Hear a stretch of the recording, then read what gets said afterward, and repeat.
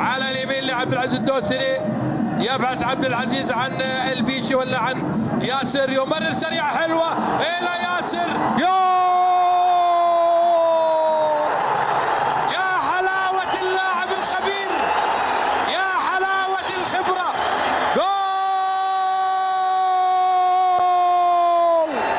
هلالي بالنظام الباستي، بنظام ماركو فان باستن. يسجل ياسر القحطاني بعد تمريره ولا احلى في مرمى الفيصلي. رغم صعوبه الزاويه لكن يبقى اللاعب الخبير له وزنه، ويتقدم الهلال في الدقيقه 12 بهدف بقدم ياسر القحطاني.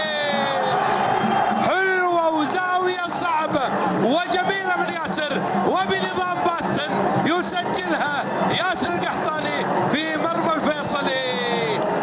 حصل الهلاليون على ما يريدون، وسيضطر الفيصلي لفتح اللعب مرة أخرى، رغم أنه في الواقع كان لعب بشكل مفتوح. كرة للفيصلي حلوة من ياسر القحطاني، تعود كرة للهلال.